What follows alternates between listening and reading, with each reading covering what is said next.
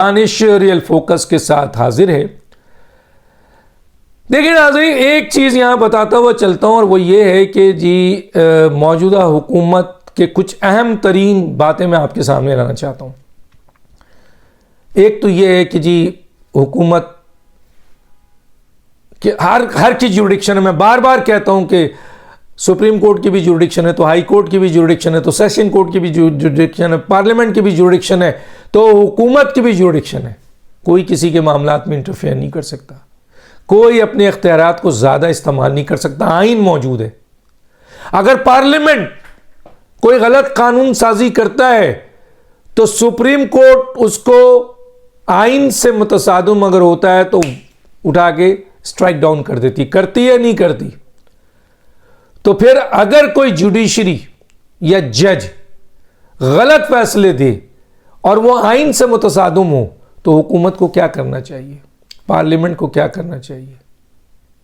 यकीनन उनको आइन के मुताबिक ऐसे फैसले को नहीं मानना चाहिए, इलेक्शन कमीशन को नहीं मानना चाहिए। क्या करेंगे वो?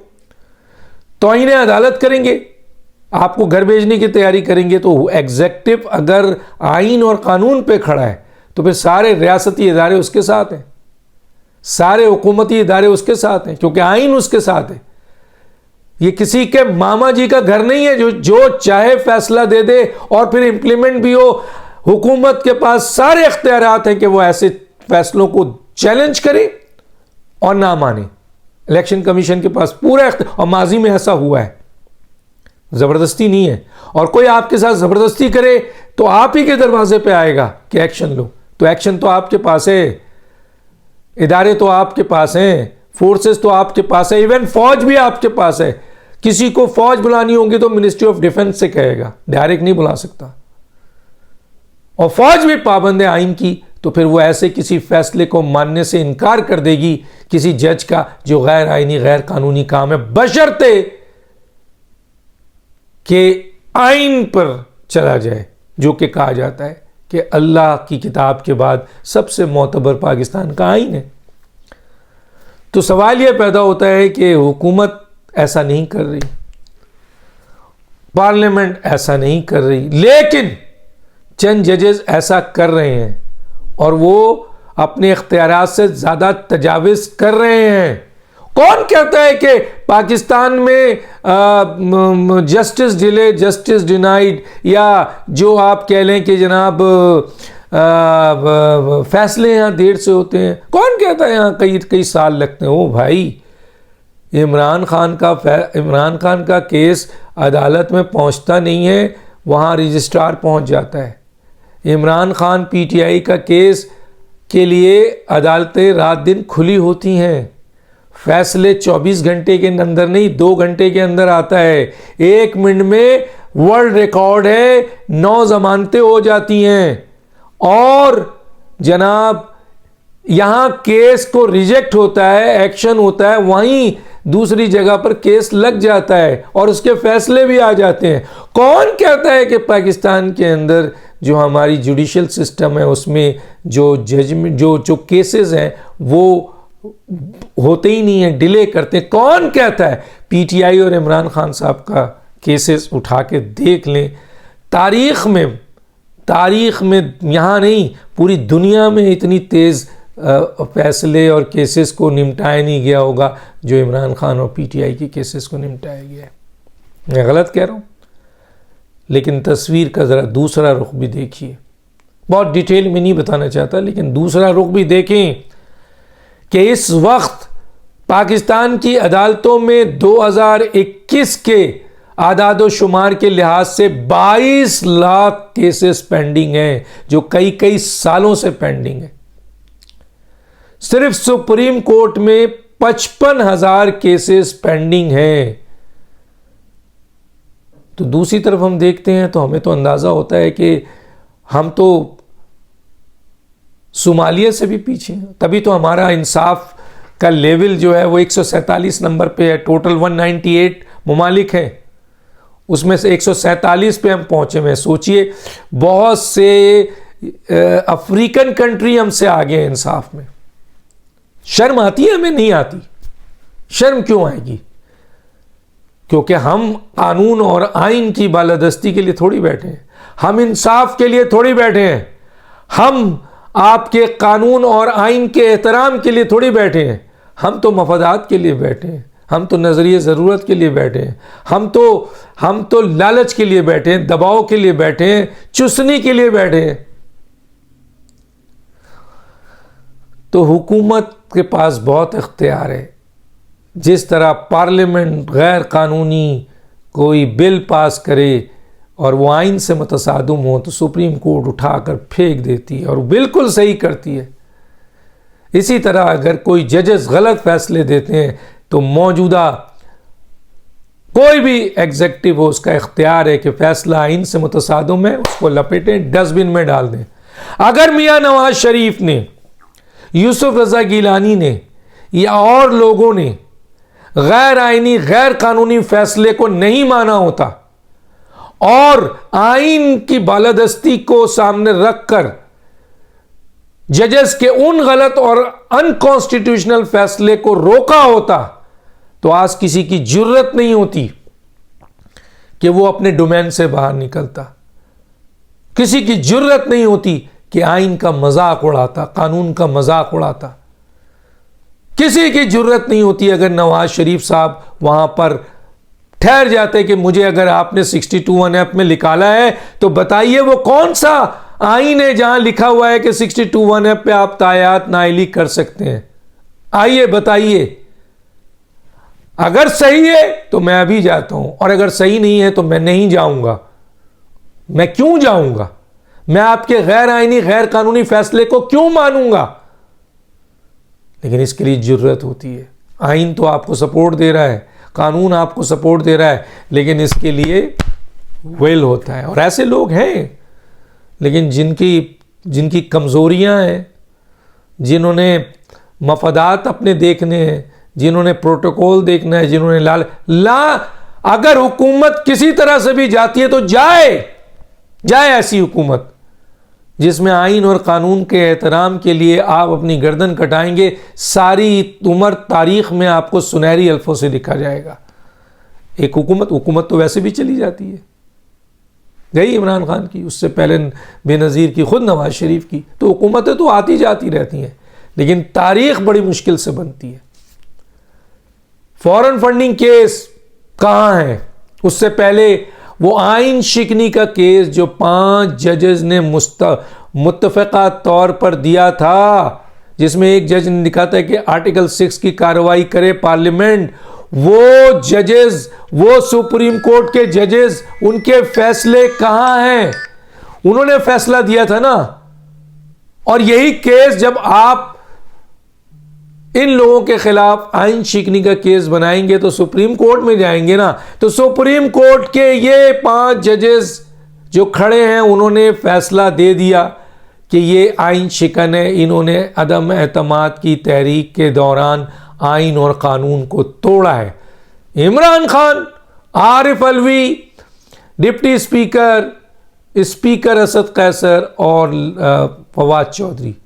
अब हुकूमत का काम था, कमेटी भी बनाई, उठाती और सुप्रीम कोर्ट में ले जाती। क्या वो सुप्रीम कोर्ट के जज जो मौजूदा चीफ जस्टिस हैं अपने ही फैसले की नफी कर सकते थे?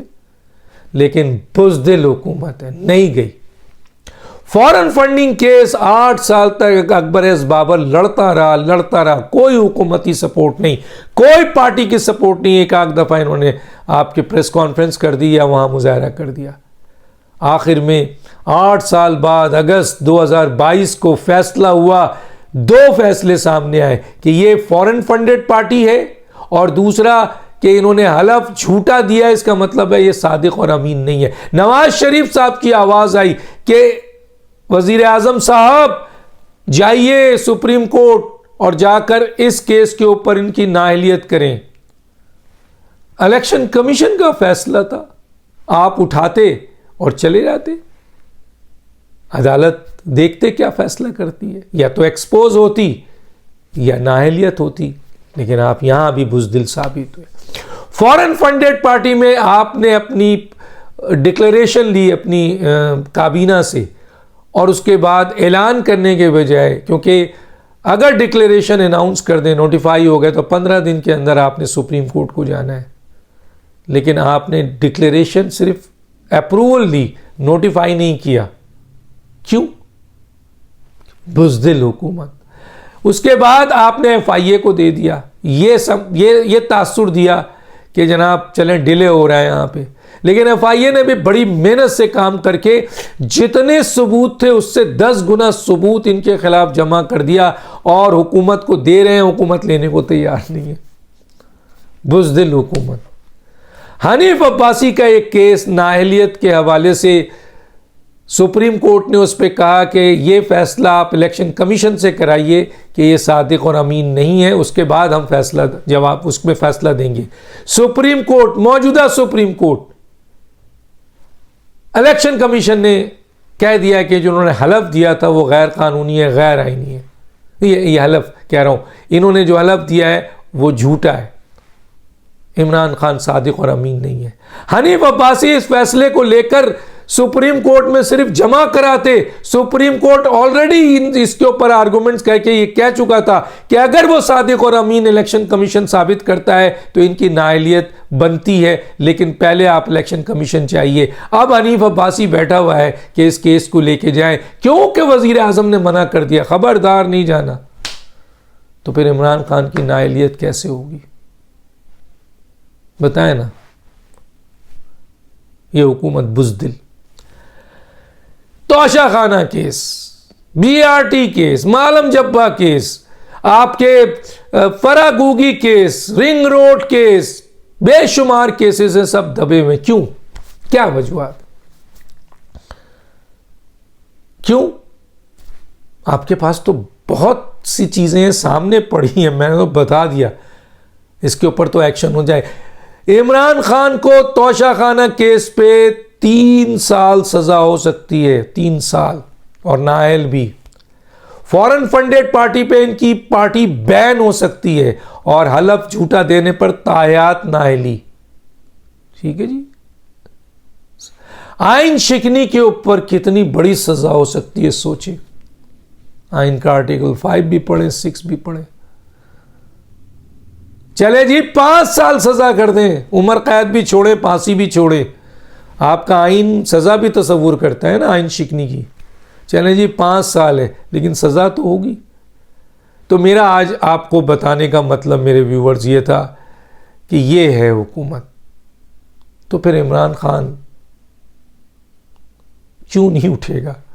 कहते हैं इमरान खान बहुत डरपोक आदमी है। मैं नहीं कहता, इनके क्रिकेटर दोस्त कहते हैं, इनके साथी कहते हैं, इनके फाउंडर मेंबर कहते हैं, और फिर बहुत सी मौके पे उसने साबित भी किया है। आखिर वो निडर क्यों हैं, बने हुए हैं? क्यों वो धमकियां दे रहे हैं, इवन फौज को भी धमकी दे रहे हैं?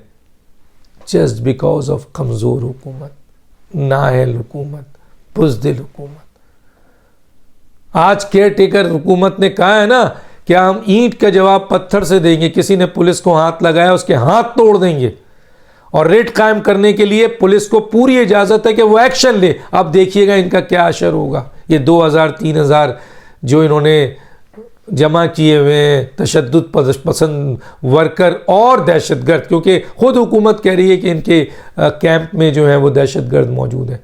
तो कितने ही दहशतगर्द हों, लेकिन हुकूमत की रेट से नहीं लड़ सकते, रियासत की रेट से नहीं लग सकते, बशर्ते कि हुकूमत और हुकूमत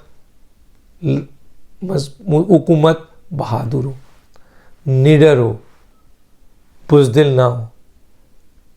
मैंने आज एक बड़ी बात की थी, आपके सामने भी कर देता हूं। किसी ने बात की थी कि ये हुकूमत इतनी बुज़दिल है, इतनी बुज़दिल है, इतनी डरपोक है, इतनी नाअहल है, इतनी नालायक है कि कोई ग्रोह भी उठकर, चाहे वो 500 का 1000 का ग्रोह होगा, अगर वो इस हुकूमत की रिट को चैलेंज करे, या जनाब कल्लू कसाई 500 किसाइयों को लेकर अगर उड़ जाएं और हुकूमत की रिट को चैलेंज करें, या इकबाल मसीह 500 अफराद को लेकर उठें और इस हुकूमत को चैलेंज करें, हुकूमत की रिट को चैलेंज करें, तो ये हुकूमत उनके सामने भी घुटने टेक देगी। क्यों?